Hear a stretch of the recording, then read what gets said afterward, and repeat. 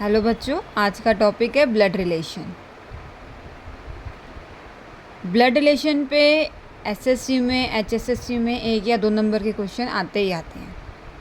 ठीक है, ये भी बहुत इम्पोर्टेंट टॉपिक है। इसमें वही रिलेशंस हैं जो हमारे रियल लाइफ में रिलेशंस होते हैं। जैसे कि ये कुछ कॉमन रिलेशंस हैं, मैंने मेंशन कर रखे हैं। फादर ऑफ ग्रैंडफादर और ग्रैंड मदर, यानी कि हमारे दादाजी और दादी के पापा को क्या कहेंगे? Great grandfather. इंग्लिश में मेंशन होता है ग्रेट ग्रैंडफादर, और अगर हिंदी में इस जनरेशन का क्वेश्चन आएगा तो लिखा जाएगा परदादा। ठीक है, इसी तरीके से अगर मदर है तो वो ग्रेट ग्रैंड मदर होगी। हमारे मम्मी पापा के पापा को हम क्या कहते हैं? दादा या दादी, यानी कि ग्रैंडफादर ग्रैंड मदर। पापा के भाई को कहते हैं चाचा या ताऊ, इंग्लिश में कहते हैं पैटर्नल अंकल। पापा की बहन को पैटर्नल आंट, और मम्मी के भाई को मामा कहते हैं मैटर्नल अंकल, मम्मी की बहन को मैटर्नल आंट। इसमें कंफ्यूज मत होना।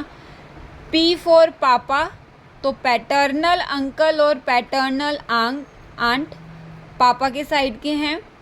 एम फॉर मदर तो मैटर्नल अंकल और मैटर्नल आंट मम्मी के साइड के हैं। पापा और मम्मी के जो बेटा होगा वो हमारा क्या लगेगा? भाई लगेगा। बेटी होगी तो बहन लगेगी। ठीक है,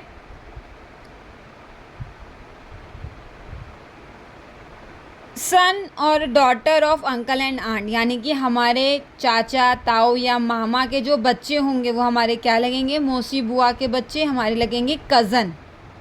चचेरे भाई, ममेरे भाई, मौसेरे भाई, मौसेरी बहन, हिंदी में इस तरीके से मेंशन होगा। ठीक है, भाई और बहन का जो लड़का होगा उसको नेफ्यू कहते हैं, जैसे भतीजा या भांजा।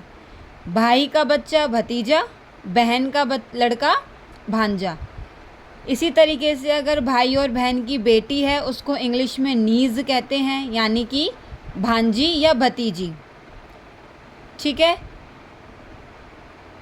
वाइफ के मदर फादर या हस्बैंड के मदर फादर, उनके आगे इन लॉज लग जाता है। मदर इन लॉ फादर हो जाता है father in law. Husband wife के भाई जो होते हैं वो ब्रदर इन लॉ होंगे। सिस्टर होगी वो सिस्टर इन लॉ होगी। ठीक है, बेटी के हस्बैंड को सन इन लॉ कहते हैं, बेटे की वाइफ को डॉटर इन लॉ कहते हैं। वाइफ ऑफ ब्रदर आपका क्या हो जाता है, या ब्रदर इन लॉ की वाइफ आपकी सिस्टर इन लॉ लगेगी, यानी कि भाभी। ठीक है, भाभी को क्या कहते हैं? Sister in law. ये कुछ रिलेशंस हैं जो हमारे रियल लाइफ में होते हैं। आगे आता है आपका जनरेशन चार्ट। इसको ध्यान से देखना। जब भी हमें जो भी कंडीशन क्वेश्चन में गिवन होगी उसमें कोई भी जो भी मेल कैरेक्टर होगा उसको हम प्लस से मेंशन करते हैं, और फीमेल कैरेक्टर होगा उसको हम माइनस से करते हैं। ठीक है, हस्बैंड वाइफ के रिलेशन में दिखाने के लिए हम कैसे लाइन यूज़ करते हैं? पैरेलल लाइंस यूज़ करते हैं। ठीक है, ये जो स्ट्रेट लाइन है ये आपका जनरेशन गैप शो कर रहा है। ब्रदर और सिस्टर के बीच में सिंगल लाइन आती है। इस तरीके से हम अपना जनरेशन चार्ट ड्रॉ करते हैं जिस हिसाब से हमें क्वेश्चन में कंडीशन गिवन होती है। क्वेश्चन एक तो बेस आते हैं इस पे आपके कॉमन सेंस के ऊपर, दूसरा जनरेशन चार्ट क्रिएट करके उस तरीके से आ सकता है। एक एग्जांपल देखते हैं। Pointing to a photograph of a boy, एक लड़के की फ़ोटो की ओर संकेत करते हुए सुरेश सेड, सुरेश ने कहा, he is the son of the only son of my mother. He is the son, वो बेटा है किसका? मेरी माँ के इकलौते बेटे का बेटा है। फोटोग्राफ है एक, किसका है वो? ही इज़ द सन, यानी कि मेल का फ़ोटो है, और उसको पॉइंट आउट करते हुए सुरेश कह रहा है कि वो इसकी माँ के, सुरेश की माँ के इकलौते बेटे का बेटा है। How is Suresh related to that boy, Suresh का उस लड़के से क्या संबंध है? सुरेश का इस लड़के से क्या संबंध है?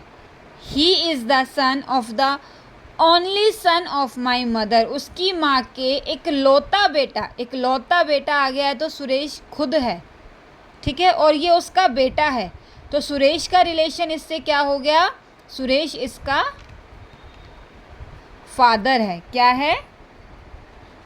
फादर। क्लियर? ये क्वेश्चन होते हैं आपके कॉमन सेंस पे बेस, हमें अपने ऊपर लेके करें, जिस तरीके से करना है वो इस तरीके से सॉल्व होगा ये क्वेश्चन। अब हम इसको सॉल्व करते हैं चार्ट की हेल्प से। A is the brother of B. A क्या है? बी का भाई है।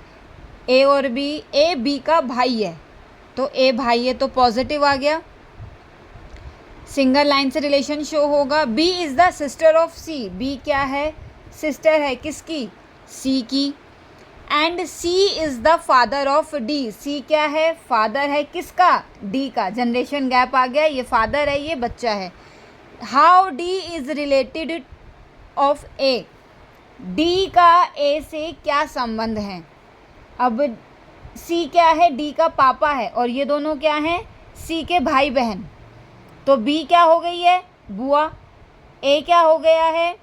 पैटर्नल अंकल, चाहे वो चाचा हो चाहे वो ताऊ हो। अगर अब आपसे पूछा जाता कि ए का रिलेशन डी के साथ क्या है, तो हम बोल देते ऑप्शन में पैटर्नल अंकल, ठीक है, या हिंदी में आता आपका चाचा या ताऊ, ठीक है। अब आपसे पूछा क्या गया है क्वेश्चन में? How D is related. D का संबंध ए से क्या है? इसमें क्या होगा? अब देखो, इसमें जो इसका जेंडर है, क्वेश्चन में डी का जेंडर मेंशन नहीं है। Clearly not mention the gender of D. तो हम इसमें क्लियरली ये नहीं बता पाएंगे कि ये नीज है या नेफ्यू है, यानी कि ये भतीजा है या भांजी है, ठीक है। तो हम इसका रिलेशन क्या करेंगे? आंसर इसका हो जाएगा कैन नॉट बी डिटरमाइंड। इसका रिलेशन हम क्लियरली डिफाइन नहीं कर पाएंगे। समझ में आया? क्यों नहीं कर पाएंगे? क्योंकि जो इस डी का जो जेंडर है वो क्लियरली मेंशन नहीं है, ना कोई क्लू दे रखा है, तो हम डी का रिलेशन ए से मेंशन नहीं कर पाएंगे। Thank you.